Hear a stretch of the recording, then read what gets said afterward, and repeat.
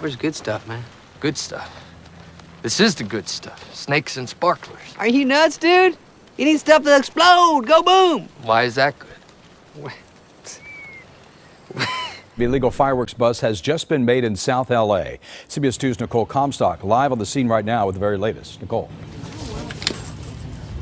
Well, Jeff, we just spoke with a captain with LAPD's Major Crimes Division who told us it's actually close to well over 5,000 pounds of illegal fireworks they found inside this home in South Los Angeles. And if you take a look behind us here, you can see that right now they're using one of these trucks here to get these big boxes of those illegal fireworks. So you're going to tell me that you don't have no black cats, no Roman candles, or screaming mimes? No. Oh, come on, man. You don't got no lady fingers, buzz buttles, snicker bombs, church burners, finger blasters, gut busters, zippity doodads, or crap flappers? No, I don't.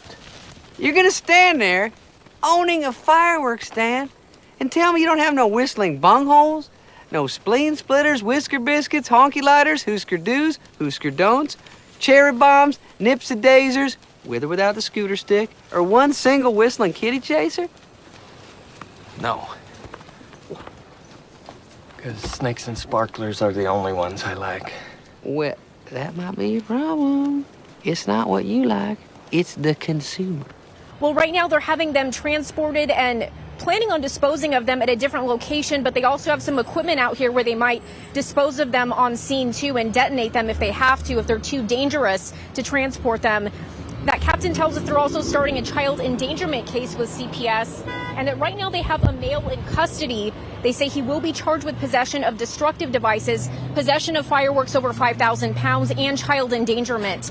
Now, they also did mention that deadly fireworks explosion that happened back in Ontario in March that unfortunately killed 2 people and damaged dozens of homes. They referenced that being a similar case and reiterated that it is extremely dangerous to have this amount of explosive devices in a residential neighborhood, basically just a ticking time bomb in case anything dangerous happened.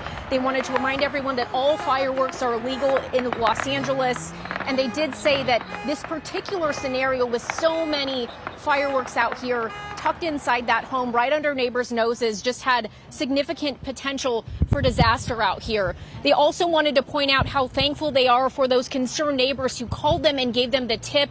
They say that's exactly what they need to see to keep everyone safe in neighborhoods, especially with the 4th of July coming up on Sunday.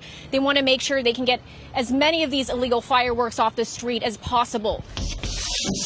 All right, children, I want everybody to settle down because with us today is Fire Marshal Bill, and he's going to be teaching us about fire safety in the classroom, okay? Fire Marshal Bill! Howdy, kids! Howdy, Bill! I know what you're thinking. We're all perfectly safe in this classroom, right? Right! Wrong. This brings us to lesson number 1. Get to know your weapon, but don't ever use it recklessly. Can you say recklessly? Recklessly! Excellent. This is the moment a bomb squad truck exploded last night in Los Angeles. It came after police seized a huge haul of illegal fireworks. But when it came time to dispose of those fireworks, something went dangerously wrong. Reporter Jeff Nguyen has the tough questions today for LA authorities. I can't speak for the entire nation, but I'll say that I've never seen that before, and I've been working for ATF for over a decade. Federal agents from the Bureau of Alcohol, Tobacco, Firearms, and Explosives are surveying the damage and beginning the process of reconstructing what led to this. Explosion that injured 17, including 10 law enforcement officers and 7 civilians. It happened when the LAPD tried to detonate illegal fireworks that were seized. As a police officer, my oath is to provide service and safety to the solid citizens of the city. You have to follow protocols in place. So they'll be looking at that, also looking at human error. Jovel says officers went door to door to alert neighbors the detonation was going to take place last night and asked them to leave their homes. After the explosion, they discovered that some folks were still within that vicinity that didn't answer the door. And that's how we discovered that some folks were injured. Retired San Bernardino Police Department SWAT member Johnny Turner says law enforcement can't force people out of their homes. Unfortunately, that's a problem that's very common with high-risk situations because the general public knows that they may be out of their house for an extended period of time. Arturo Sejas III has been arrested on suspicion of reckless or malicious possession. I would never do that. Of a destructive device after police got a tip that led to the discovery of about 5,000 pounds of fireworks, including more unstable improvised explosive devices with simple fuses.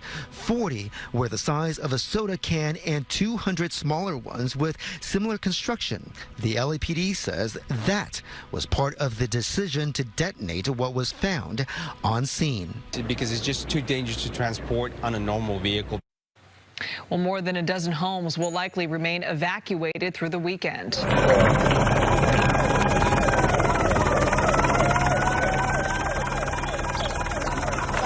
It's okay, children.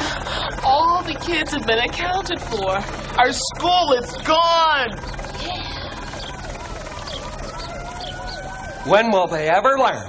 Believe me, there's a much bigger threat to the men in blue.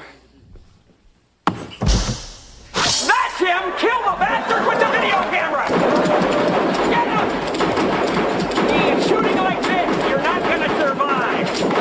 Hold your fire. Take him out and you can waste everybody else at your own leisure.